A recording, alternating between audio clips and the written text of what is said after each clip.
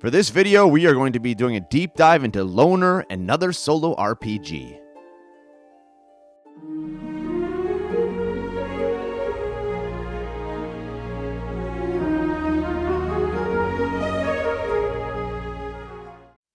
Hello gamers, Matthew here from Grey Army Gaming. For today's video, we are looking at this core rules from Zodquist Games. Now, Loner is a minimalist system, which means that there's not going to be a lot of crunch in the gameplay.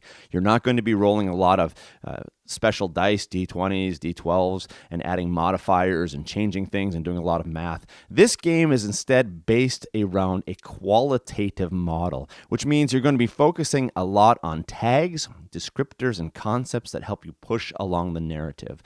There is, however, D6s that are involved in this game. You're going to need 4 D6s to play this game, and the D6s are going to be important for helping you with the Oracle. But it is really the Oracle that is the engine in this game, and is the Oracle that pushes along the narrative with qualitative aspects taking the fore here. So what I'd like to do in this video is we're going to walk you through the different aspects, the different parts of the book, starting out with the setting and then going into the character and then showing you some of the mechanics, specifically the Oracle, and to walk you through how you can play this game and get yourself started out. Once again, if you like a more crunchy system, this probably isn't the one for you, but if you're starting out with solo RPGs, this could be a great place to begin. Where should we get started with this book? Well, the book has a lot of information in the beginning that is very interesting, but we're going to skip a lot of that and go instead to the chart on page 10, because this chart has how to get started, and it begins with choosing a theme, a genre, or a setting, and from there, then creating a character, playing out the game. So what I'd like to do is to actually follow those instructions. We're going to jump over to page 26. And 26 is how to start with your adventure, the adventure maker. And what we can do here is walk through these steps that they have here. We're going to get a setting, we're going to get a tone, we're going to get some things, opposition, actions, and things to set up our adventure. And from there, we can go then and make our character.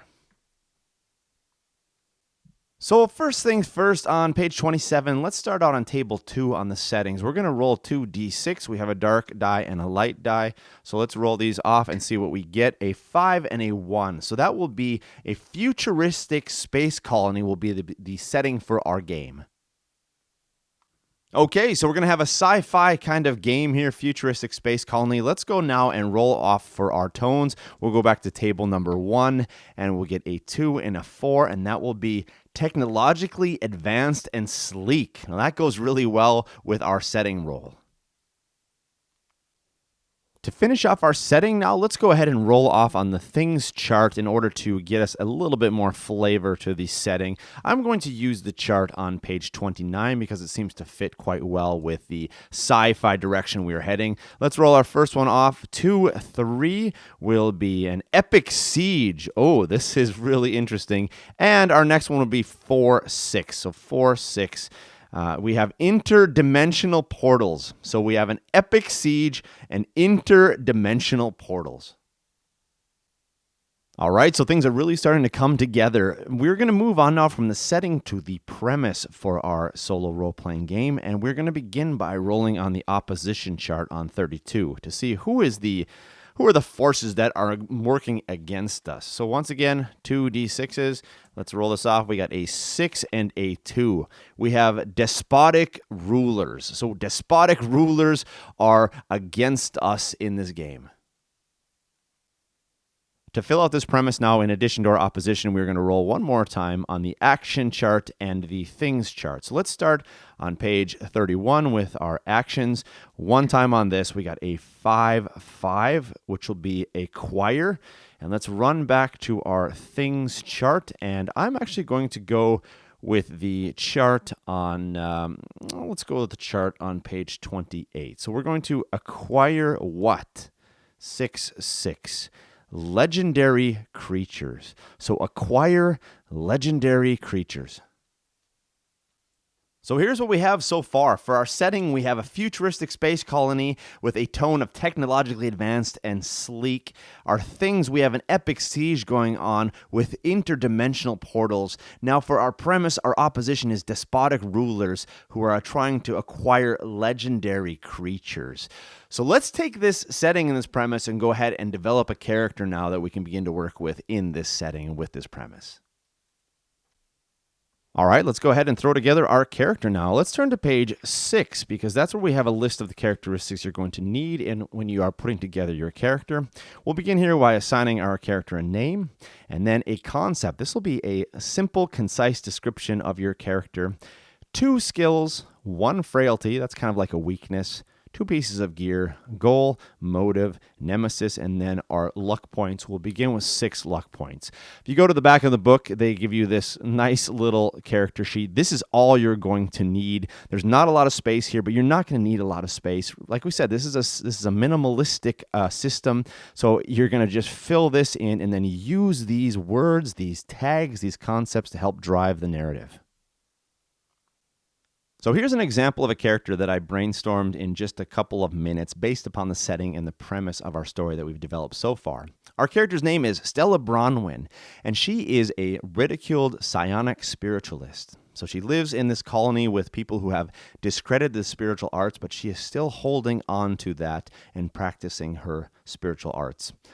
Her skills there, the first 2, she has an interdimensional sense, so she's able to sense when there are disturbances in different dimensions, in particular the dimension in which she finds herself. Her second skill is mind reading. She has a mild ability in this, so she's able to read people's minds to a certain extent, but not perfectly. Her frailty, her weakness, is debilitating migraines. So every so often, and she doesn't really know why, she gets these migraines that make it absolutely impossible for her to operate like normal. Jump over to gear there. One of the pieces of gear she has is an amulet, a red stone amulet that she wears around her neck with a necklace. And she also has an indecipherable codex of religious texts that she received from her mother. She's unable to read them. It is in some kind of language or some kind of code that she doesn't understand, but she carries it with it and keeps it close to her heart because it is a gift from her mother. Her goal is to validate her mother's spiritual vision that her mother had for the colony and that she continues with. And obviously she has some of these skills and abilities that her mother had. Her motive now is to reveal truth, and truth that can free the colony inhabitants from the despotic rulers that are ruling with a heavy hand. And she really believes that her psionic spirituality will be the key to helping free the people in the colony. Her nemesis, therefore, logically would be the colony rulers, these despotic rulers, and I've given them the name the Body of Dianomos, with their main leader, who is called a Danux. So that will be the main nemesis for Stella Bronwyn. Luck, 6 points there, and no additional notes. That wasn't really necessary. Okay, so we have a setting, we have a premise, and we have a character. And what we need to do now is to set up the initial scene for our role-playing session. Perhaps the best way to do this is to use your own imagination and come up with an exciting event into which you can throw your character. And this is the principle of in media res. We want to throw our characters into the middle of the action. So, for example, with Stella, we could say this, that she is meditating in her chapel when suddenly she is pulled out of her meditation by an explosion that happens somewhere on the space colony, and now she needs to respond to that. If you're not feeling very creative or if nothing's coming to you, then no problem. Just pick up your book and turn to page 9. We have 6 different questions that can help us set up the initial scene. Questions dealing with who, what, why, where, how, and what obstacle, basically. So let's go ahead and roll this off and give you an example of how this could look. The question of who, the proposer, we are going to have a mentor. What is the mission? Pursuit? Why? Ambition. Okay, where? Number 4 is a location. And how? What is the seed here? Rumors. And finally, the obstacle, deception. So let's just go ahead and summarize what we rolled there. We have a mentor who is in pursuit of someone or something out of ambition, coming to a certain place based on rumors, but there is deception at work here. The question is, how can we weave all this together to make a really good introductory scene? And I think I know exactly how to do it. All right, so everything is coming together perfectly now. Let's go back to our character sheet and say this, that Stella Bronwyn, when she was a child, she had a lot of promise. People could see that there was something special about her. So she went to the prestigious school in the space colony where Danox, her nemesis now, was actually the head leader, the head teacher in the body of Dianomos. And Danox is actually himself something of a spiritualist and saw a lot of potential in Stella. So he took her under his wing and she became his student. However, something went wrong in that process and Stella had to flee out to another part of the space colony and he lost contact with her. Well, now Danox is trying to pursue her again, to find her. Her former mentor, Danox, is trying to find her out of ambition. Well, what is the ambition? Well, that's connected to our setting and connected to our premise of this game. The ambition is this, is that he knows that she has come into contact with another dimension through her spiritual practice, and that in that other dimension, there are these legendary creatures, spiritual creatures of energy, and Danox knows that if he's able somehow to harness these creatures through these portals, that he will be able then to use that power in order to build up his own power in the body of Dianomos. So he is pursuing Stella, his former student, in order to find her and to exploit her in order to be able to come into this other dimension and gain power from these creatures. Now, he's come to her part of the space colony, so this is a huge space colony. He's come to her location with rumors that she is somewhere here, and he's beginning to look for her now with the idea of deception. Now, he wants to try to convince her that he's on her side, but he's lying through his teeth. He just wants to find her and to exploit her. And so this is going to turn into something of an epic siege, which is part of what we talked about in the setting here, that his forces are going to basically warden off one portion of the space colony, and they're going to now begin a woman hunt after Stella Bronwyn. So there we go. We are ready to go. Let's say we begin our session with Stella Bronwyn in meditation when one of her congregants in her small group of spiritualists comes charging in and interrupts her, shouting out that the body of Dianomos has shut down this wing of the colony and no one comes in and no one goes out. And then we pick up the story from there. With the narrative background laid out, now we can turn to something more of the mechanics of the game. In order to do this, we can turn to pages 12 and 13, and there's a really nice chart there that shows you basically the skeleton for how this is going to work. Like all solo role-playing games, you're going to be telling a story, you're going to be moving your character through a world and a situation with certain expectations, and you're going to be testing them out using the Oracle. So what we see here is 3 different points or steps in the process, and these all come quite naturally after a while. You just have to practice them and try them out. But you're going to basically consider the traits and the actions of your protagonist, your character, and the way that the world reacts, and then you want to test your expectations. So I think that this is going to happen. Is it a certainty? Well, if it is, then just play it out narratively and don't worry about rolling anything for it or consulting the Oracle. But if you're unsure, you don't really know, well, this is where the Oracle comes in. You can ask Oracle questions, and you might have advantage or disadvantage based on your character's skills or the tags associated with your character, and we'll explain what that means in a second, advantage and disadvantage. And then you go ahead and interpret the result and see what happens. Does the story play out like you thought? If so, continue with it. Or maybe the story takes a completely different turn. If so, we'll take your story in a new direction, follow that up, and then go back here to step number 1. You have more expectations, you have more ideas of what's going to play out. Well, try those out again and see how they work out. Do we need to test them with the Oracle or not? Yes, we do. And how did it turn out? And this is basically the rhythm of the solo role-playing session. You're going to be Having your character try something, testing it out, and then interpreting the results, and then reacting to that and starting all over again. Consulting the Oracle. Now, this is one of the most important tools for this rules set, and this is how you will test your expectations and you will move along the narrative. This is how things will surprise you in your solo role-playing, and you will do this by asking the Oracle closed questions, questions of a yes or no type, and then interpret the results.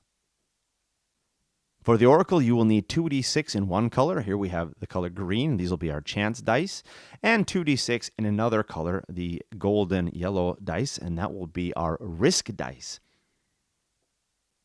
You can think of these dice in this way, that the chance dice will be your yes dice and the risk dice will be your no dice. Now, typically, you will simply roll off 2 of these and then you will interpret the results. Now, if you have advantage in the situation based on a tag or a description or another event, you will roll 2 of these chance dice, and then you will take the higher of the 2 and interpret the results. Perhaps you have disadvantage in a situation. Well, then you have 2 risk dice, and here once again you roll them off. You take the higher of the 2 and interpret the results. When you look at the Oracle chart, at first it looks a little bit intimidating, but it is actually quite intuitive. If you practice it a few times, you will learn the system and it will move fairly quickly. Let's go ahead and give you an example of how this might look. Let's say that our character comes to a door and the door has been jammed in some way. And I ask the question, is my character able to open the door? So let's go ahead and roll our dice off and see what the result is. Okay, 3 and a 2. So a 3 is the higher die, and that is our chance die. We have a 2 on our risk die. So when the chance die is higher than the risk die, it's going to be yes. Now, if we look at the first row of the chart there, both of our dice are under 4. We have a 3 and a 2. So that means it will be yes, but. So we're going to add a but to it.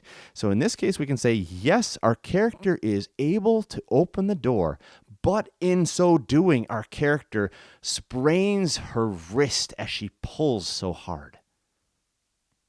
Let's go ahead and walk through this chart now and show you the different results that can happen. The first one is when the chance die is higher than the risk die, which is what we just rolled, and both are under 4, is a yes, but. Now let's say that both of them are over 3, so 4 or higher. Let's say we have a 6 and a 5. Well, in this case, the answer would be yes and. So you see, the higher the dice are, the more interesting the modifier gets, right? It makes it more intense.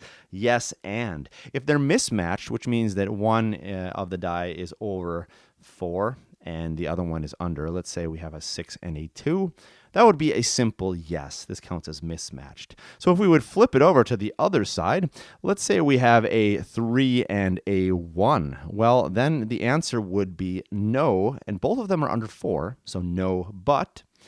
Let's say both of them are over 4 or higher.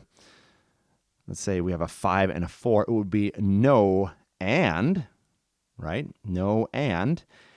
And if they're mismatched, let's say we had a 2 here, it would be a simple no. As we've already mentioned, advantage and disadvantage just mean you add 1 additional die to the roll and then you roll it out and take the higher. So if we have advantage, we would roll this, we would keep the 6, and we would keep the 1, obviously, and then we would say the answer to that is yes.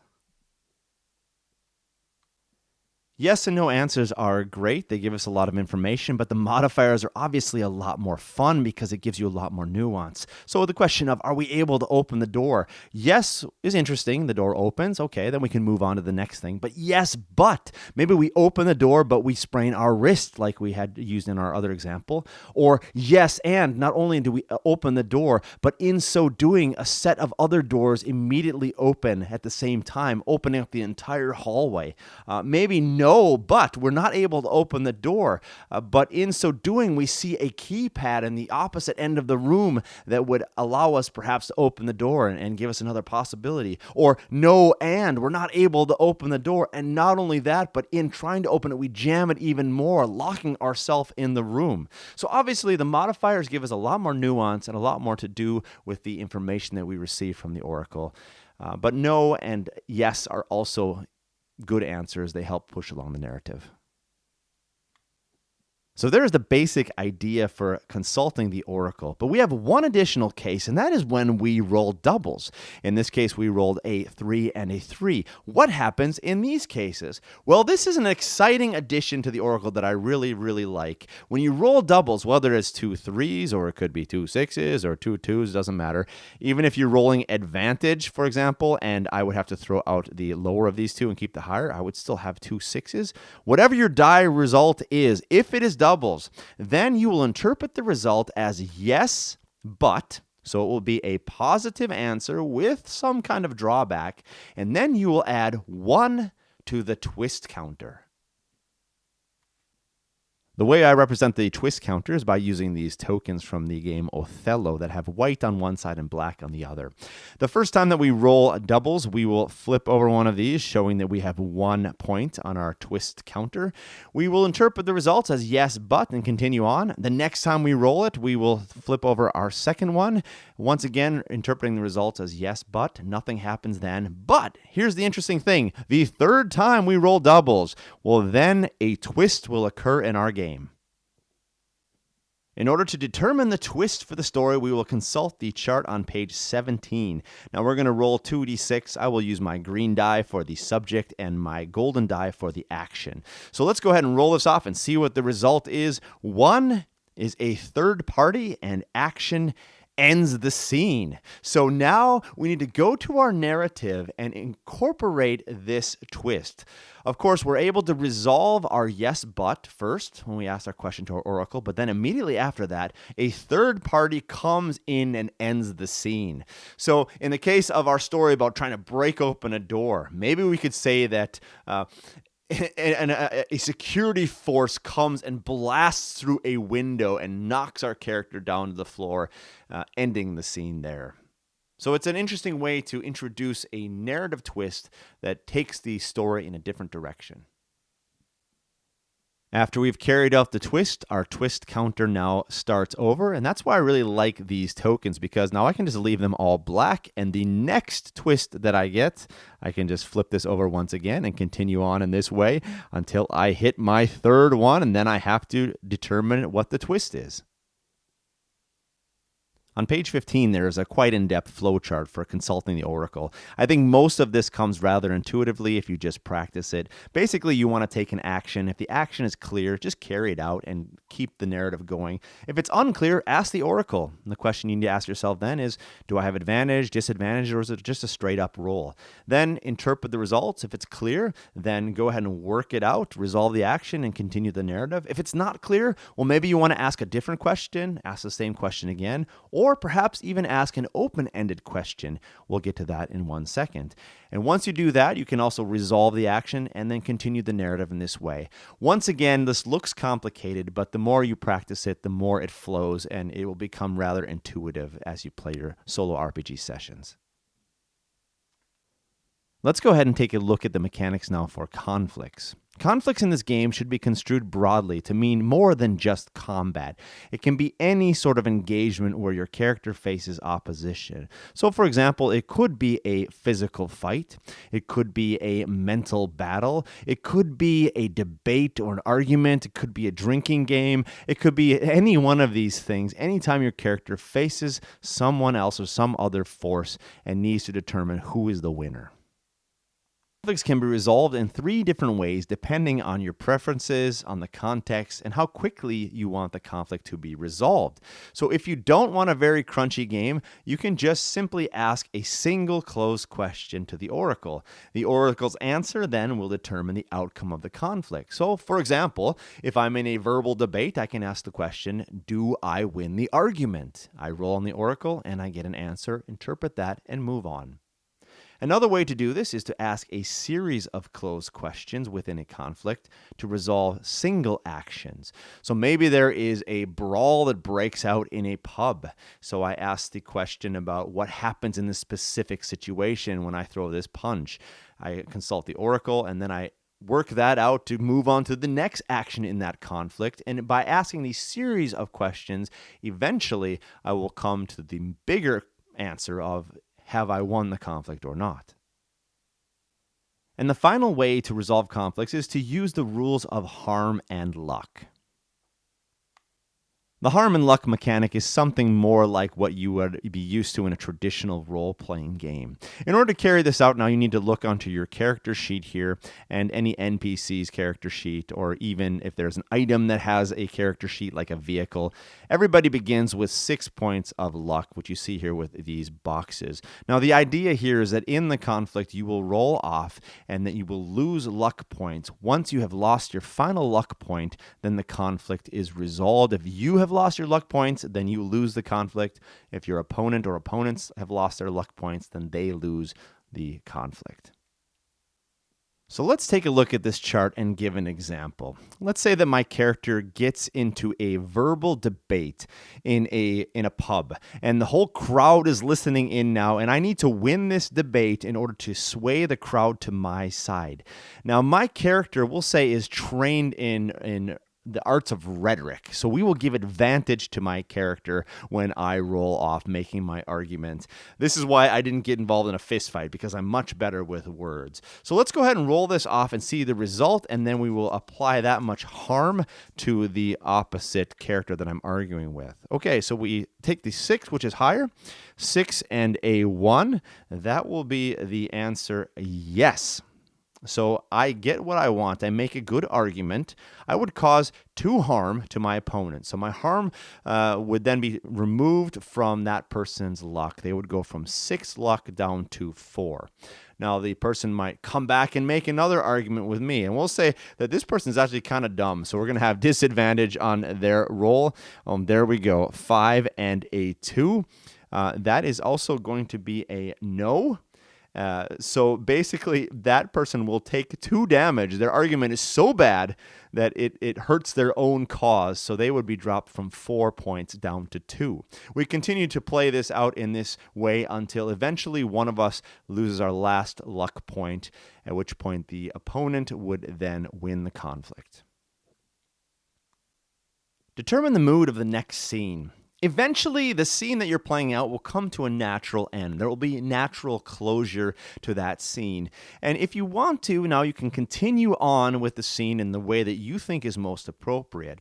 If you're having difficulty, though, determining where do I want to take the next scene, how do I want to carry on this narrative, well, then you can always roll on this chart. Grab a single D6 and roll off. In this case, we got a 3, which would be a dramatic scene. There's 3 different results here. The dramatic scene, it doesn't break the tension, but it continues it on and carries it forward, maybe even elevating the tension even more. If you roll a 4 or a 5, it'd be a quiet scene. So there's time to take a breath, to heal, to make plans for the next step. And interestingly enough, a 6 would be a meanwhile scene. And this is a really cool idea. Basically, a meanwhile scene means that you pause the scene, the focus on your character, and you play out a scene somewhere else that affects your character. So this is really cool. Maybe you cut to a different location where something else is going on that may affect your character eventually. And this can be a really exciting way to build up the narrative around your character that creates these storylines that will eventually intersect with one another. If you ever get stuck in your narrative, or you're looking for some inspiration, or you want to fill in a question that you have with a little more detail, you can always ask an open-ended question. What's great about this book is that it has a lot of great charts for open-ended questions. If we look on page 21, maybe I ask the question like, well, I need some inspiration for what's going to happen next. Well, we've got verbs on page 21. On page 22, we've got nouns and adjectives on page 23. So let's give you an example. Maybe I want to roll first on the verb chart, a 2 and a 3. So behave, and then let's go ahead on nouns and roll that off and see what we get. A 3 and a 5, a 3 and a 5. Behave, edge. Okay, so you can just use your imagination to interpret this in any way possible. Let's say this, that maybe my character comes out to this platform where there's ships, and that there is a guard. This is the behave part. A guard who is walking along the edge of the platform surveying for potential damage or strange things that are going on. There's a guard on the edge of the platform. Okay, what do I do with that now? Well, go ahead and run with that and develop the scene with that new insight or inspiration that you've gotten. With these mechanics, your story will begin to develop and get more exciting as your character gets more and more involved with all sorts of exciting events and happenings. Eventually, your session will come to a point that feels like a natural conclusion. Either you will resolve something or there will be a massive cliffhanger that you'll have to pick up in a future session. Either way, I think you'll have a sense of this is a good stopping point. And you can either end the session there and have it be something like a one-shot, or you can pick it up again in your next session and continue on with the story using the same mechanics. Well, there you have it, folks. A quick look at Loner, another solo RPG. If you appreciate this kind of content and you want to see more like it in the future, please do give me a thumbs up, leave a comment below, and subscribe to the channel, and I will continue to cover more solo RPG content in the future. Moreover, if you'd like to see us play a one-shot using this system, or even potentially a campaign, then please do leave a comment below and express your interest, and we will see if there's enough people interested that we could slot in some games of Loner in the upcoming weeks and months. And most importantly, thank you for joining us here today at Grey Army Gaming for the future of gaming.